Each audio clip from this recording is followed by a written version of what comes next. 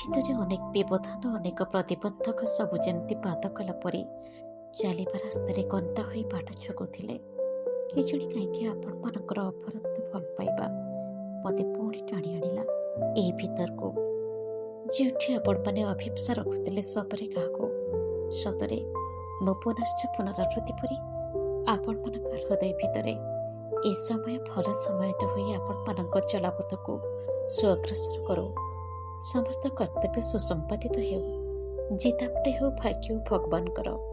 ଏତିକି ପ୍ରାର୍ଥନା, ଏତିକି କାମନା ସହ ସୃଜନ ସମ୍ଭାର ଆନ୍ତରିକ ସାଧୁବାଦ ଜଣାଉଛି ଓଡ଼ିଶାର ସମସ୍ତ ଭାଇ ଓ ଭଉଣୀ ତଥା ପ୍ରବାସୀ ଓଡ଼ିଆମାନଙ୍କୁ ଜୟ ଜଗନ୍ନାଥ। ନୂଆବର୍ଷର ପ୍ରଥମ ଭିଡ଼ି ଶେଷ ଲୋକଟି ସୃଜନ ସମ୍ଭାର ଜରିଆରୁ ଆପଣମାନେ ଶୁଣିବା ନିଶ୍ଚିତ। ସରି ସରି ଆସୁଥିବା ଶୀତର ବୟସ ଆଉ ଲଢ଼ି ଲଢ଼ି ଥକିଥିବା ପରାଜିତ ସୈନିକର ଅନ୍ତର୍ଦାହ, ମାସ ମାସ ବର୍ଷ ବର୍ଷ ଧରି ପ୍ରତୀକ୍ଷାରେ ମ୍ରିୟମାଣ ହେଇଥିବା କେଉଁ ଗୋଟେ ବିଦଗ୍ଧ ନାୟିକାକୁ ତମେ ଯଦି ପଚାରିବ ଯନ୍ତ୍ରଣାର ସଂଜ୍ଞା କ'ଣ, ବୋଧହୁଏ ଅଭିମାନର ଦୁଇଟପା ଅଶ୍ରୁ ଛୁଇଁଯିବ ତା ନିରୋଳ କର୍ଣ୍ଣରେ। ଆବେଗର ଭାଷା ସବୁ ଦେଖେଇ ହୁଏନି ବୋଲି ତ କେଉଁ କାଳରୁ ସେଇ ଅଧିକା କଷଣ ସବୁ ଖନ୍ଦି ହୋଇ ରହିଥାଏ ଜୀବନର ପ୍ରତିଭା ପଛରେ। କେତେ ସମ୍ପର୍କର ଲମ୍ବା ପୃଷ୍ଠା ଲେଉଟାଉ ଲେଉଟାଉ ଆଉ ଦିନ ମାସ ସବୁ କେମିତି ସରିଯିବାର ଅତର୍ଚ୍ଛାପଣରେ ସରିଗଲେ ନିଜ କ୍ୟାଲେଣ୍ଡର ପୃଷ୍ଠାରୁ। ସେଇଠି ସବୁ ସମ୍ପର୍କମାନଙ୍କୁ ଗୋଟିଏ କିଉରେ ଠିଆ କରାଇ ଖୁବ୍ ନୂଆ ନୂଆ ଲାଗୁଥିବା ପୁରୁଣା ସମ୍ପର୍କମାନେ ବି ଚିହ୍ନି ନ ଚିହ୍ନିବାର ବାହାନାପଣରେ ମୁହଁ ବୁଲାଇ ବାଟ ଭାଙ୍ଗି ଚାଲିଗଲା ବେଳେ ଏମିତି ଲାଗୁଥାଏ କି ଏ ପୃଥିବୀର କେଉଁ କୋଣ ହିଁ ତା ଅବସ୍ଥିତିର ଅବିକଳ ପରିସ୍ଥାନ। ସେଇ ହସ, ସେଇ ମୁହଁ, ସେଇ ଭାବଭଙ୍ଗୀର ନିଖୁଣ ମୁଖମୁଦ୍ରା କିଛି ତ ବଦଳି ନଥାଏ। ଅଥଚ କାହିଁକି ସବୁ ବାହାନା ବାହାନାରେ ମୁହଁ ଫେରା ଲୁଚକାଳି ଖେଳ?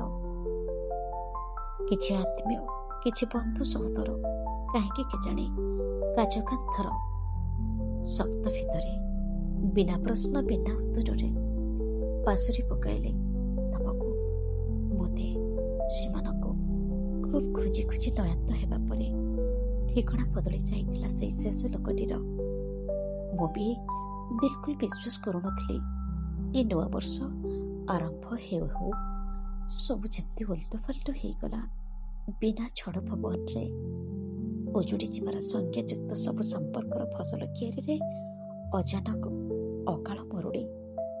କାହାକୁ ବା ବାଧା ନା କହିଲେ ଯେ ତଥାପି ସେଇ କ୍ୟାଲେଣ୍ଡରର ଶେଷ ପୃଷ୍ଠା ଆଉ ଶେଷ ତାରିଖରୁ ନିଖୋଜ ହେଉଥିବା ସେଇ ଶେଷ ଲୋକଟିର ଶେଷ ଦେଖା ଖୁବ୍ ହୃଦୟ ବିଦାରକ, କି ରୋମାଞ୍ଚକର। ତାହା ତ ସେଇ ଲୋକଟି କହିପାରିବ ନା।